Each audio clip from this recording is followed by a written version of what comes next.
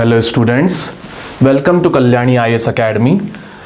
So as you know हम ethics जो है स्टार्ट कर चुके हैं और उसमें अपने सेशंस को हम आगे बढ़ा रहे हैं। अब आज का जो हमारा सेशन है इसमें हमें एटीट्यूड में जो टॉपिक्स हमने पिछले सेशन में कवर करे थे उसके आगे स्टडी करना है। लास्ट सेशन में एज यू नो हमने कंटेंट और एलिमेंट को खत्म करा था और आज जो है हमें उसके आगे फॉर्मेशन ऑफ एटीट्यूड और एटीट्यूडनल चेंज ये दोनों चीजों को डिस्कस करना है। तो चलिए लेट्स बिगिन। अब इसमें अगर मैं बात करूं तो सबसे पहले आपके माइंड में ये डाउट आना चाहिए कि what do you mean by attitude formation. तो सपोज मैं अगर किसी चीज की बात करूं जस्ट लाइक योर फ्रेंड, तो आप मुझे बताइए अपने फ्रेंड के बारे में आप कैसा सोचते हैं। डेफिनेटली आप या तो कुछ पॉजिटिव सोचेंगे या फिर कुछ नेगेटिव सोचेंगे। और अगर कोई नया फ्रेंड मिलेगा तो स्टार्टिंग में तो आपका उसके प्रति क्या होगा, कोई एटीट्यूड ही नहीं होगा। सो इसीलिए एटीट्यूड फॉर्मेशन क्या होता है, it refers to a drift from no attitude towards an object to some attitude positive और नेगेटिव टूवर्ड्स दैट ऑब्जेक्ट। तो अब इसके लिए अगर हम बात करें तो कई सारी रिसर्च के बाद कुछ थ्योरीज जो है मानी गई है। A number of theories have been used, किस लिए, to identify what led to the formation and maintenance of attitude. अब ये जो एटीट्यूड फॉर्मेशन का क्वेश्चन है ये आपसे मेंस में या तो 5 नंबर में यानी 50-60 शब्दों के लिए आ सकता है एंड अदर देन दैट ये जो है आपको 20 नंबर के लिए यानी 200 वर्ड्स में आ सकता है। बट आई थिंक अगर ये 20 नंबर में आएगा, 200 वर्ड्स में आएगा, तो इसके साथ कोई एडिशनल क्वेश्चन भी आएगा। तो अगर 5 नंबर में आता है तो आपको मेन तौर पे ये तीनों थ्योरीज जो है मेंशन करना है और 50 शब्द का मतलब होता है करीब करीब हम मान के चलें तो 6-7 लाइन। तो आपको ज्यादा से ज्यादा एक लाइन का डिस्क्रिप्शन इनके बारे में देना है। ये 4th वन इतना इंपॉर्टेंट नहीं है as compare to the first 3। इन तीनों का मेंशन होना जरूरी है। Okay sir, we are clear with it, but please tell us कि ये थ्योरीज हैं क्या। डेफिनेटली हमारा जो आज का सेशन है वो इसीलिए तो है कि आपको ये थ्योरीज क्लियर हो जाए। तो इसमें सबसे पहले हम बात करते हैं फर्स्ट थ्योरी की, जिससे आपका एटीट्यूड किसी भी चीज के लिए क्या हो सकता है, फॉर्म हो सकता है। अब ये फर्स्ट थ्योरी है क्लासिकल और पावलोवियन कंडीशनिंग। अब इसमें जो यहां पर मटेरियल लिखा हुआ है उसको जरा आप स्टडी करिए 10 सेकंड के लिए और मुझे बताइए क्या आपको कुछ समझ आ रहा है।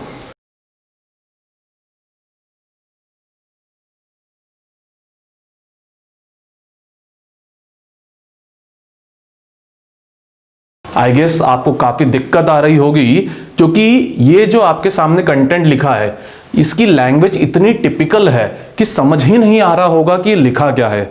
सो इसी को ब्रेक डाउन करने के लिए मैं आपको पहले एक सिंपल सा एग्जांपल एक्सप्लेन करता हूं और फिर ये थ्योरी जो है वापस से आपको डील कराता हूं। तो मुझे देखिए इस पिक्चर में आपको क्या नजर आ रहा है। डेफिनेटली यू विल से कि सर इस पिक्चर में एक डॉग है और उसके अलावा उसका फूड है। तो मुझे बताइए डॉग्स जो है फूड को देखकर क्या करते हैं। जो भी वर्ड्स लिखे उनको इग्नोर कर दीजिए और सिर्फ जो मैं समझा रहा हूं उस पर फोकस कीजिए। सर डॉग जो है फूड को देखकर सलाइवेशन जो है करने लग जाते हैं। अब मुझे बताइए डॉग के सामने अगर घंटी बजाई जाएगी तो डॉग क्या करेगा। Definitely you will say sir तब डॉग कुछ नहीं करेगा, घंटी से उसको क्या मतलब है। Yes it's correct. अब लेकिन अगर हम बात करें अगर कुछ ऐसा किया जाए कि पहले क्या करी जाए, घंटी बजाई जाए और उसके बाद फूड जो है वो डॉग के सामने ला दिया जाए, तब डॉग क्या करेगा। Definitely the dog will salivate. अब मुझे ये बताइए अगर यही प्रोसेस कंटिन्यूअसली बार बार परफॉर्म किया जाए कि पहले रिंग की जाए और उसके बाद जो है फूड जो है डॉग के सामने रख दिया जाए, तो मुझे बताइए डॉग को क्या क्लियर होगा। Definitely in that case dog जो है वो ये समझेगा कि जब भी घंटी बजती है तब मुझे क्या मिलता है, फूड मिलता है। तो इसलिए अगर घंटी बज रही है मतलब मुझे क्या मिलने वाला है, फूड मिलने वाला है। मतलब क्या करा गया है, डॉग को घंटी से क्या कर दिया गया है, कनेक्ट कर दिया गया है। तो ये क्या होता है, पैवलोवियन कंडीशनिंग होती है जिसके जरिए क्या होता है डॉग्स की ट्रेनिंग की जाती है। उन्हें एक चीज से दूसरी चीज रिलेट करके क्या करा जाता है, चीजें जो है उनके प्रति जो उनका एटीट्यूड है वो चेंज किया जाता है।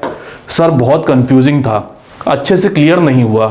तो इसी को मैं आपको थोड़ा और एक इजी एग्जांपल देके समझाता हूं, फिर आप मुझे बताइएगा क्लियर हुआ कि नहीं हुआ। तो मुझे बताइए, आपने ऐसा सुना है कि जो इस्लामिक पीपल रहते हैं वो बहुत ज़्यादा वायलेंस करते हैं? आपने ऐसा सुना है? मुझे लगता है आप में से कुछ लोगों ने ऐसा सुना होगा और कुछ लोग ऐसा मानते भी होंगे। या फिर अगर मैं बात करूं, क्या आपने कभी सोचा है कि जो क्या कहते हैं इस्लामिक लोग होते हैं, उनकी बहुत ज़्यादा जो है एयरपोर्ट्स पे चेकिंग क्यों होती है? इवन मैं बताऊं तो शाहरुख खान जो है वो भी इससे नहीं बच पाए हैं। ऐसा जो है, अगर मैं बात करूं तो ऐसा किस लिए होता है समझेगा। असल में जो इस्लाम है उसको किससे कनेक्ट कर दिया गया है लोगों के द्वारा? वॉयलेंस के द्वारा। आई have to say I do not agree with it, but कुछ लोग ऐसा कहते हैं। अदर देन दैट, मुझे बताइए, शाहरुख खान की एक फिल्म आई थी जो इसी जो है मुद्दे को लेकर थी, क्या आप उसका नाम बता सकते हैं? Yes sir, my name is Khan, I am not a terrorist. तो वो फिल्म किस लिए लाई गई थी?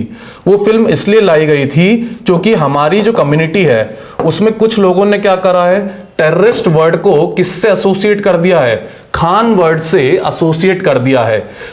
इसीलिए वो फिल्म जो है लाई गई थी ताकि बोला जाए कि मेरा नाम क्या है, खान है, पर मैं टेररिस्ट नहीं हूं, ताकि आपके माइंड से दोनों वर्ड्स के बीच का कनेक्शन क्या हो जाए, खत्म हो जाए।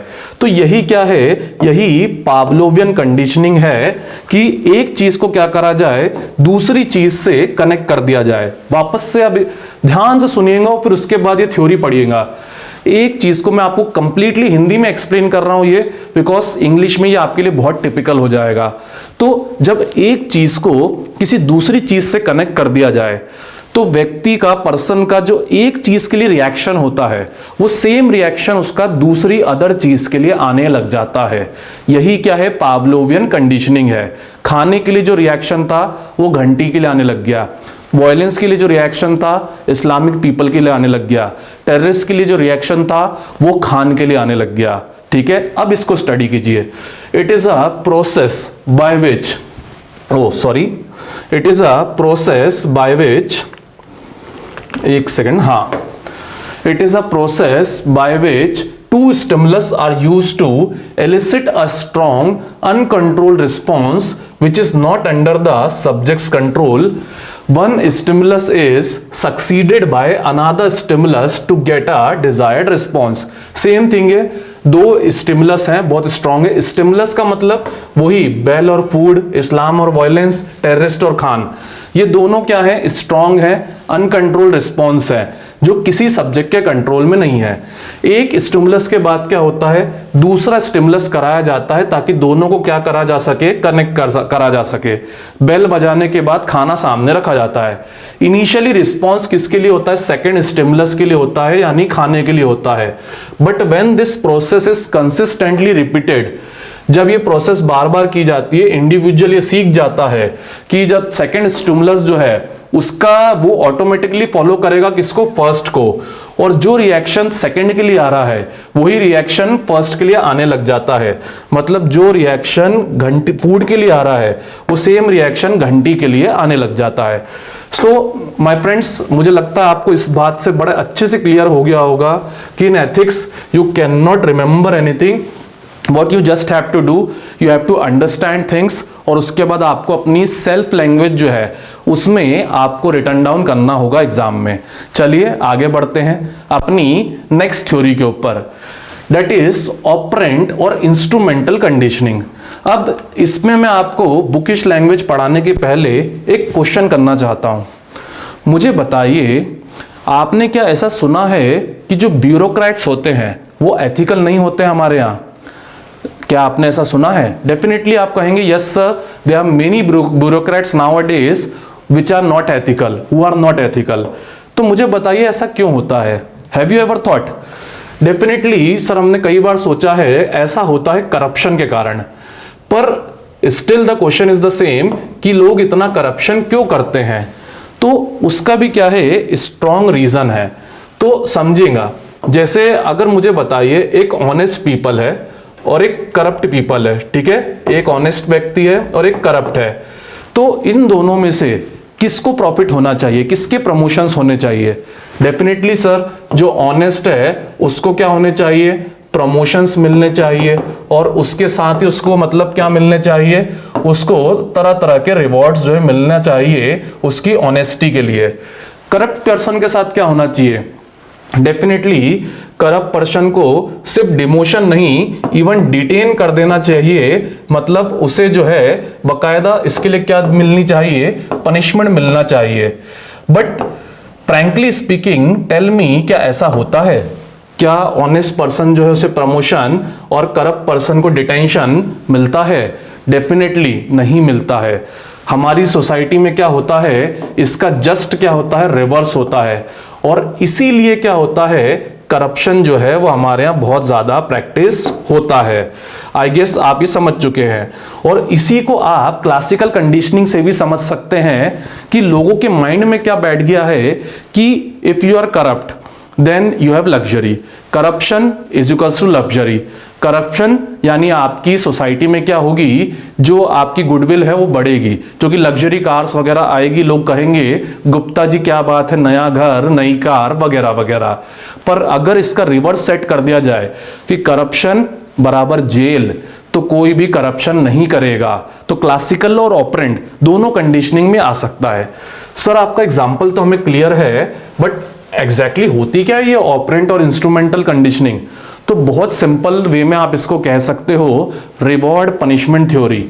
मतलब अगर कोई, एक सेकेंड, हाँ जी, the likelihood of repetition of an action in future depends on the reward और punishment that follow such an action.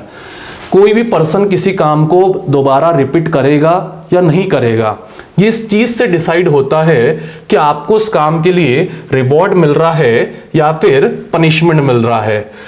अगर बिहेवियर एक्सेप्टेड है और रिवॉर्डेड है तो द बिहेवियर को क्या मिलता है? स्ट्रेंथ मिलती है।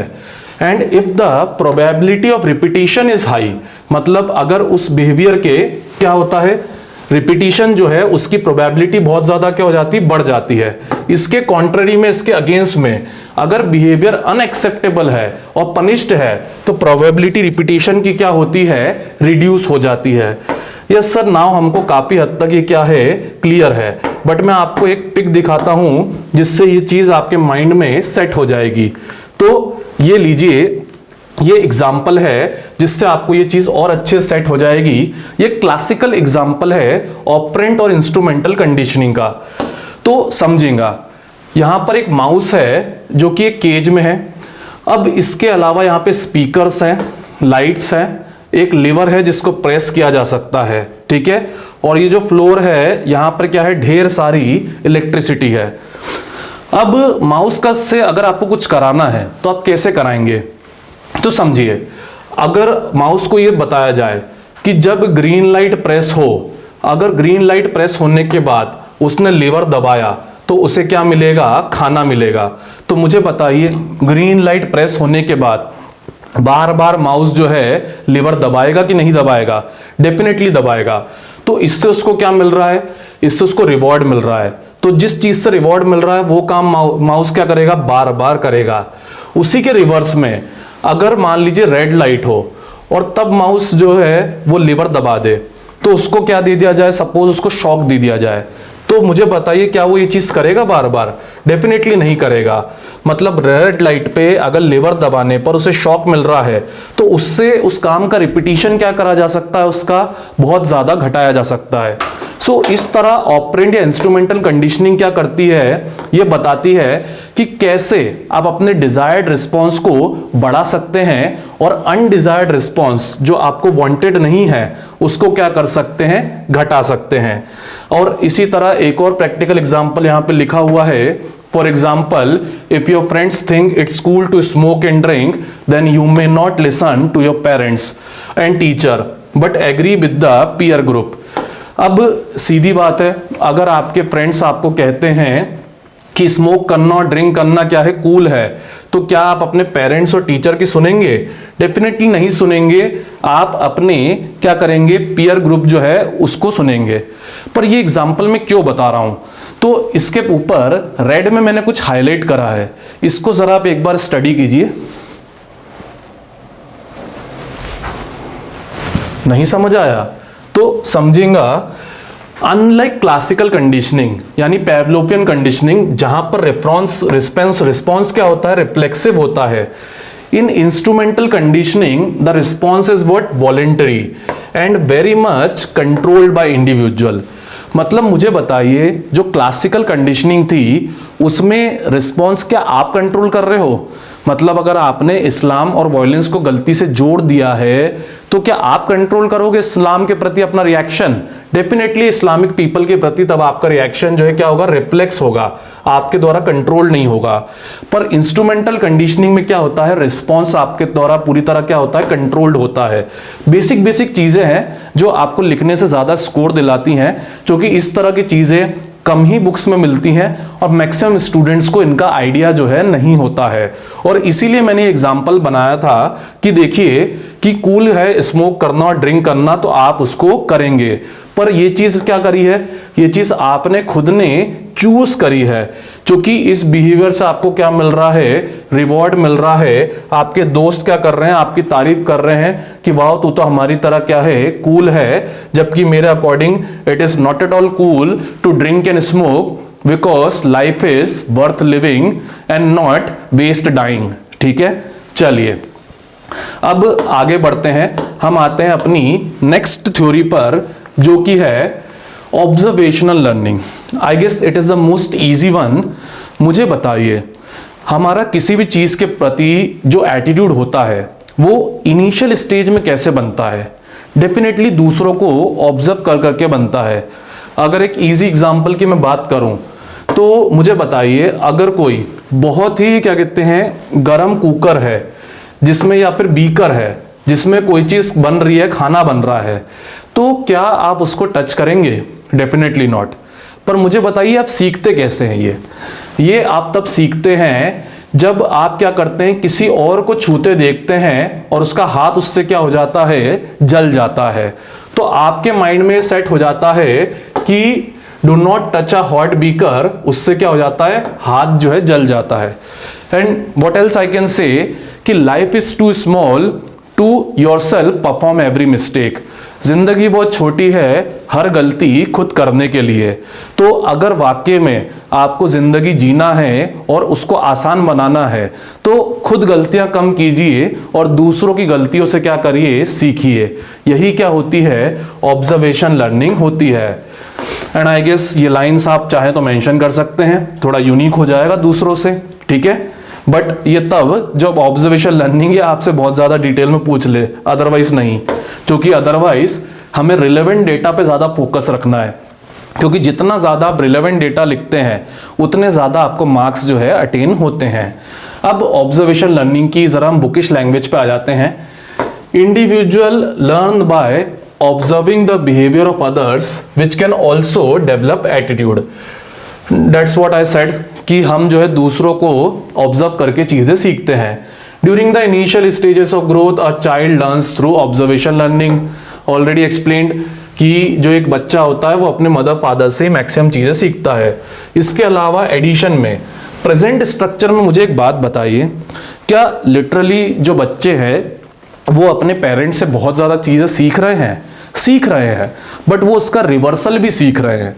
और वो रिवर्सल उन्हें कौन सिखा रहा है? वो रिवर्सल उनके स्कूल फ्रेंड्स सिखा देते हैं, या फिर जो सोशल मीडिया हम लोग आजकल बहुत ज़्यादा फॉलो करते हैं वो सिखा देता है, या फिर टेलीविज़न, एडवर्टीजमेंट, मूवी, मैगजीन, ये सब चीज़ें भी क्या करती हैं, हमारे एटीट्यूड को आजकल बहुत ज़्यादा इन्फ्लुएंस करती है। फॉर एग्जांपल जैसे आप कहते हैं कि मुझे स्किनी जीन्स चाहिए, तो ये स्किनी जीन्स का एटीट्यूड आपको कहाँ से आता है? ये आपको रणवीर सिंह जैसे हीरोज से आता है, जो क्या करते हैं, स्किनी जीन्स काफ़ी ज़्यादा पहनना पसंद करते हैं। अब इसी को एक और एग्जाम्पल से समझिए कि ऑब्जर्वेशन और ऑपरेंट, इन दोनों कंडीशनिंग में एक्चुअली डिफरेंस क्या है। तो डिफरेंस के लिए मान लीजिए कि आप क्या हैं, आप रहीम हैं, ठीक है, और आप क्या कर रहे हैं, स्कूबा डाइविंग के लिए जा रहे हैं, ठीक है। बड़ी डेंजरस चीज होती है, बहुत ऊंचाई से जंप करना होता है। अब जब आप स्कूबा डाइविंग के लिए जा रहे हैं सपोज गॉड ना करे ऐसा हो, पर आपका क्या हो जाए, एक्सीडेंट हो जाए। अब आपका एक्सीडेंट हो गया और आप क्या हो गए, हॉस्पिटलाइज्ड हो गए, कितने, 3 मंथ्स के लिए।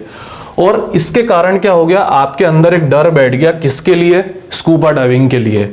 अब ऐसा क्यों हुआ, डेफिनेटली स्कूबा डाइविंग से आपको क्या मिला, पनिशमेंट मिला। तो आपके माइंड में यानी रहीम के माइंड में क्या हो गया, डर बैठ गया कि मुझे स्कूबा डाइविंग नहीं करनी। अब उसी टाइम कौन आया, रहीम से राम जो है वो मीट करने आया। जब राम मीट करने आया और उसने रहीम की ये कंडीशन देखी तो उसके माइंड में भी ये बैठ गया कि मुझे स्कूबा डाइविंग नहीं करनी है। पर मुझे बताइए, क्या राम को कोई पनिशमेंट मिला है? Definitely Ram didn't get any punishment. तो फिर उसके माइंड में ये सेट कैसे हुआ? उसके माइंड में ये सेट हुआ है रहीम को देख के। तो राम ने क्या करा है, राम ने ऑब्जर्वेशन करके ये सीखा है और रहीम ने पनिशमेंट यानी ऑपरेंट कंडीशन से ये चीज सीखी है। तो आई गेस इस तरह के एग्जांपल्स अगर आप देंगे जो डिफरेंसेस तक को क्लियर करेंगे तो काफी ज्यादा रिवॉर्डिंग रहेगा, क्योंकि ये चीज शो करती है कि आपका माइंड जो है सारी थ्योरीज को लेकर कितना स्ट्रिक्टली क्लियर है। चलिए अब आते हैं अपनी लास्ट थ्योरी पर, दैट इज जेनेटिक फैक्टर। अब it is a very easy one. मुझे बताइए, क्या आपने ये नोटिस करा है कि कई बार आपकी जो हैबिट्स होती हैं वो आपके मदर फादर से सिमिलर होती हैं? डेफिनेटली ये आपने नोटिस करा है। तो यही क्या होता है, यही आपके जेनेटिक फैक्टर्स जो हैं होते हैं। इसमें अगर हम बात करें तो एग्जाम्पल हो सकता है जैसे किसी पर्टिकुलर फूड या किसी पर्टिकुलर म्यूजिक जो है उसके लिए आपकी पसंद।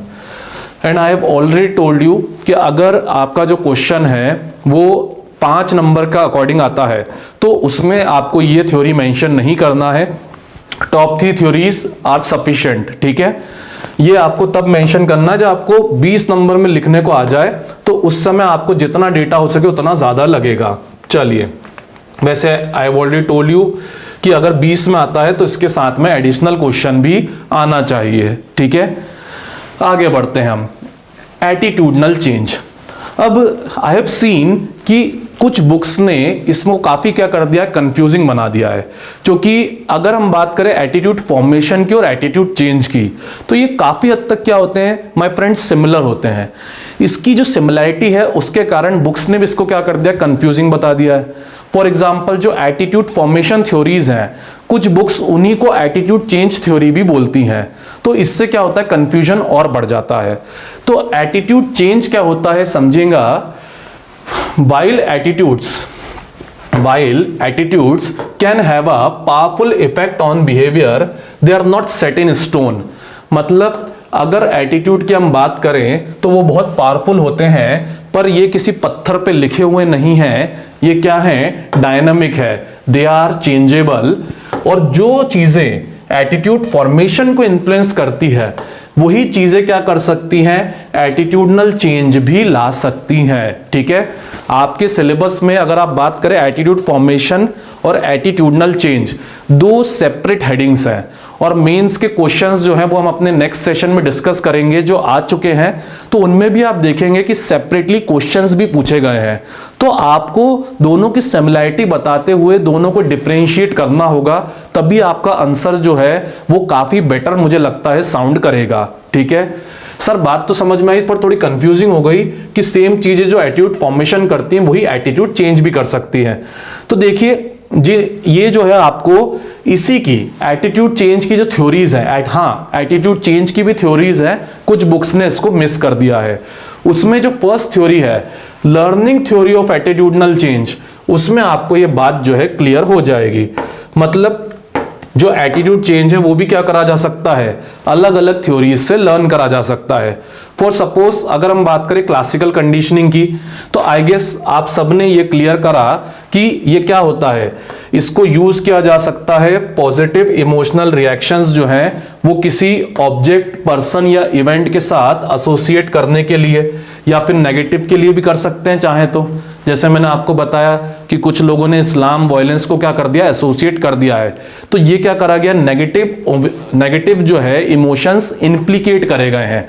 क्योंकि समझिए स्टार्टिंग से अगर हम बात करें तो कोई भी क्या कहते हैं, किसी भी कम्युनिटी के खिलाफ अगेंस्ट नहीं होता है, कोई भी कम्युनिटी अच्छी या बुरी नहीं होती है। ये तो हम क्या करते हैं, उसको एटीट्यूड फॉर्मेशन या एटीट्यूड चेंज से बनाते हैं, ठीक है। तो क्लासिकल कंडीशनिंग से ये चीज करी जा सकती है। जैसे मैंने बताया पहले, खान और टेररिस्ट क्या थे, एसोसिएट थे, तो उस इमोशन को पॉजिटिवली चेंज करा शाहरुख खान की फिल्म my name is Khan I am not a terrorist से। Next, operant conditioning. It can be used to strengthen desirable attitudes and weaken undesirable attitude। अगर हम बात करें ऑनेस्टी को रिवॉर्ड किया जाने लग जाए और क्या कहते हैं करप्शन को पनिशमेंट मिलने लग जाए तो क्या होगा, डेफिनेटली एटीट्यूड में क्या आएगा, चेंज आएगा। तो जो हम डिजायरेबल चीज डिजायरेबल कर समझते हैं उसको हम क्या कर सकते हैं, इंक्रीज कर सकते हैं, और ऑन द सेम हैंड हम अनडिजायरेबल को क्या कर सकते हैं, रिड्यूस भी कर सकते हैं। अब पीपल जो है, third one, people can also change their attitude after observing the behaviour of others through observation learning. Definitely हमने जो एटीट्यूड फॉर्म किया है, अगर किसी एक पर्सन से इन्फ्लुएंस हमने एटीट्यूड फॉर्म किया है तो किसी और पर्सन से इन्फ्लुएंस होकर हम उस एटीट्यूड को क्या कर सकते हैं, चेंज भी कर सकते हैं। सो इस तरह मैं मानता हूं कि जो एटीट्यूड फॉर्मेशन है उसी की थ्योरीज आप एटीट्यूड चेंज में भी लिख सकते हैं, पर एटीट्यूड चेंज में आपको क्या करना चाहिए, उसमें आपको ये थ्योरीज जो है एक सिंगल पॉइंट में learning theory of attitude change में डालनी चाहिए, और उसके बाद दो पर्टिकुलर थ्योरीज जो कि एटीट्यूड चेंज की थ्योरीज कहलाती हैं वो आपको मेंशन करनी चाहिए। तो आई गेस जो आपका पेपर चेकर रहेगा उससे दिखेगा कि आपको एटीट्यूड फॉर्मेशन और एटीट्यूड चेंज दोनों के बीच जो डिफरेंसेस हैं वो बहुत ही अच्छे से क्लियर हैं। चलिए अब आते हैं हम एटीट्यूड चेंज की सबसे मेन थ्योरी पर। अगर आप ये थ्योरी मेंशन करते हैं तो आई गेस चेकर जो रहता है, पेपर चेकर, उसको पूरा ट्रस्ट होता है कि आपको एटीट्यूड चेंज के बारे में काफी इंफॉर्मेशन है। That is dissonance theory. अब व्हाट इज डिसोनेंस थ्योरी, ये एक्सप्लेन करने की जगह मैं आपको एक एग्जांपल एक्सप्लेन करता हूं, उससे ये थ्योरी आपको एक्सप्लेन हो जाएगी। तो देखिए, ये एक पर्सन है फियोना, थोड़ा क्या कहते हैं फॉरेन नेम है इसलिए आपको कॉम्प्लिकेट लग रहा होगा। अब ये जो पर्सन है फियोना, ये जो है एक स्कूल की ट्यूशन फीस से क्या है, काफी ज्यादा टेंस है। इनके लिए ट्यूशन फीस क्या है, बहुत ज्यादा इन्हें क्या लग रही है, स्कूल की हाई लग रही है। अब ये फियोना का क्या है, एटीट्यूड है। अब लेकिन अगर हम बात करें फियोना के बिहेवियर की, वो इसका क्या है, कंप्लीटली अपोजिट है। फियोना का एटीट्यूड जो है, असल में फियोना बहुत जो है हम्बल है, तो उसके एटीट्यूड के अगेंस्ट उसका बिहेवियर क्या है कि स्कूल जो है उनको भी क्या है, जो कोरोना पीरियड है उसमें स्कूल्स का भी बहुत ज्यादा लॉस हुआ है, तो उनको भी क्या है, मनी की रिक्वायरमेंट है। बट अगर आप ध्यान से समझेंगे तो दोनों बातें बिल्कुल डिफरेंट है। एक जगह फियोना अपने खुद के बारे में सोच रही है कि ट्यूशन फी बहुत हाई है, और दूसरी जगह फियोना जो है वो स्कूल के बारे में सोच रही है कि स्कूल को मनी की रिक्वायरमेंट है। तो मुझे बताइए यहां पर दोनों के बीच में कॉन्फ्लिक्ट हो रहा है कि नहीं। डेफिनेटली यहां पर दोनों के बीच में क्या हो रहा है, कॉन्फ्लिक्ट हो रहा है। तो इस तरह के जो कॉन्फ्लिक्ट्स होते हैं इन्हीं को सॉल्व क्या करती है, कॉग्निटिव डिसोनेंस की थ्योरी करती है सॉल्व। अब कैसे सॉल्व करेगी, तो आप समझिए दोनों चीजें क्या है, कॉन्फ्लिक्टिंग है। तो फियोना को क्या करना होगा, अपनी दोनों में से किसी एक बात को सही करने के लिए अपने माइंड में क्या करना होगा, एक रिवर्स थॉट लाना होगा, जिससे उसकी बातें क्या हो जाए, या तो दोनों सही हो जाएं या फिर एक बात सही हो जाए। जैसे यहां पर डिसोनेंस सॉल्व किया है फियोना ने कि may be the school has a point, मतलब भले ही ट्यूशन फी ज्यादा है पर स्कूल की बात में भी क्या है, दम है। और ऐसे करके फियोना ने अपना एटीट्यूड चेंज करके अपनी प्रॉब्लम क्या कर ली, सॉल्व कर ली। अब आप कहोगे सर थोड़ा टिपिकल एग्जांपल था, थोड़ा इजी एग्जांपल मिलेगा। डेफिनेटली एक इजी एग्जांपल भी आपको दे देते हैं। मुझे बताइए टैक्स इवेजन ये अच्छा होता है कि बुरा होता है। Now you will say sir what is tax evasion. Tax evasion का मतलब होता है टैक्स की चोरी, मतलब कि जो टैक्स है वो सरकार को नहीं बताना कि कितना आपका बन रहा है, डेट इज टैक्स इवेजन। अब मैं कहूंगा, मैं तो कहता ही हूं और कुछ लोग और भी कहेंगे कि टैक्स इवेजन क्या है, ये करप्शन ही है एक तरह का। ठीक है भाई, इंडिया की इकोनॉमी वीक हो रही है, आप टैक्स भर सकते हो फिर भी नहीं भर रहे हो, तो उससे आपके कारण जो हमारे यहाँ के पुअर पीपल है उनको रिसोर्सेस क्या हो रहे हैं, सफिशिएंट फॉर्म में नहीं मिल रहे हैं। तो टैक्स इवेशन क्या है, वो करप्शन की ही तरह है। अब इस केस में आप क्या करोगे, तो समझेगा ह्यूमन टेंडेंसी होती है कि वो अपने एक्शन को क्या करता है, जस्टिफाई करता है ताकि उसको बुरा ना लगे। तो जो टैक्स इवेडर होगा वो क्या करेगा, वो या तो अपना एक्शन जस्टिफाई करेगा या फिर टैक्स इवेजन क्या कर देगा, छोड़ देगा, ठीक है, ताकि वो अपना दोनों में से एक एटीट्यूड क्या कर सके, जस्टिफाई कर सके। अब इसी की थ्योरी अब जरा पढ़ लेते हैं। People can change their attitude when they have conflicting beliefs about a topic, as I said वो फियोना वाला एग्जांपल ले लीजिए, टैक्स इवेजन वाला एग्जांपल ले लीजिए। in order to reduce the tension created by this incompatible beliefs, इस word पे focus कीजिए, इनकॉम्पेटिबल बिलीव्स मतलब ऐसे बिलीफ जो दोनों एक दूसरे के क्या हैं, अगेंस्ट है। तो ऐसे में पीपल क्या करते हैं, ऑफन शिफ्ट देयर एटीट्यूड, तो वो एक तरफ या दूसरी तरफ क्या होते हैं, अपना झुकाव बना लेते हैं अपने माइंड में एक नया रिवर्स थॉट लाके, ठीक है। आई गेस अब ये आपको थ्योरी जो है काफी हद तक क्लियर हो गई है। इसके बाद थर्ड थ्योरी आती है elaboration likelihood model ELMF of attitude change.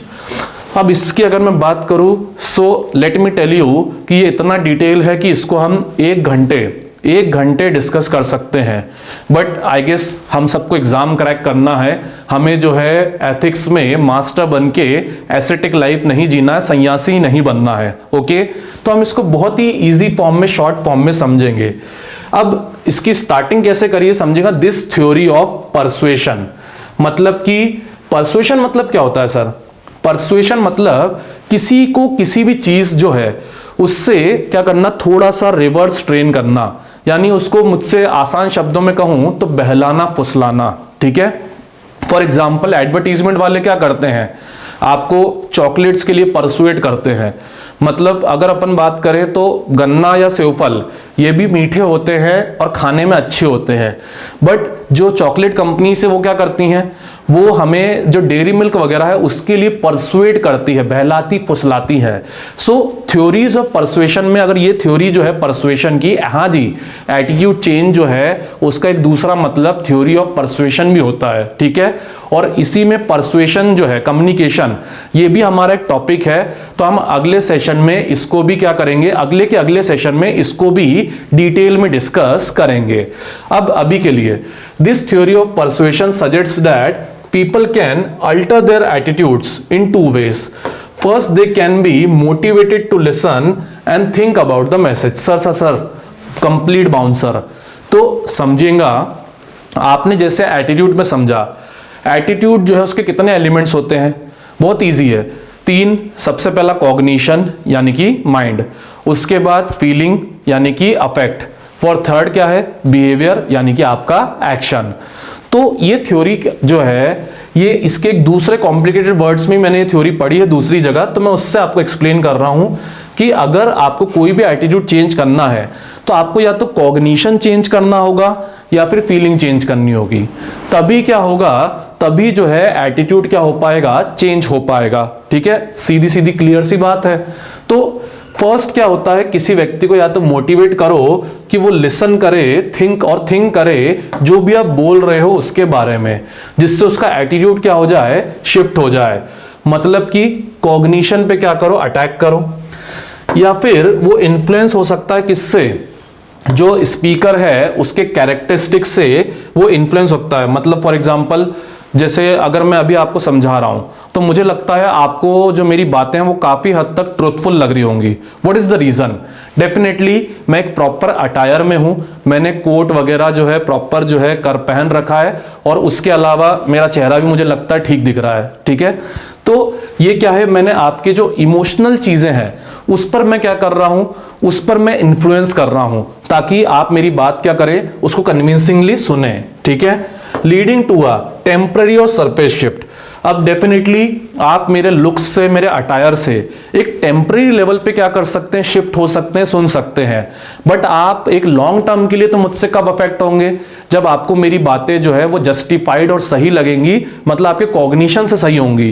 देखिए लास्ट 2 लाइंस में इसी को जस्टिफाई करें, messages that are thought provoking and that appeal to logic are more likely to lead to permanent change in attitude. मतलब ऐसे messages जो क्या हो, जो लॉजिकल हो, जो आपको सही लगे, उससे जो एटीट्यूड चेंज होता है वो कैसा होता है, नियर अबाउट परमानेंट होता है। सो माय फ्रेंड्स, ये सारी एटीट्यूड चेंज की थ्योरीज थी जो आपको अच्छे से क्लियर होनी चाहिए। अब दैट्स इट फॉर नाउ, आज के सेशन के लिए इतना ही। इसके आगे हम अपने नेक्स्ट सेशन में कंटिन्यू करेंगे। Thanks for watching.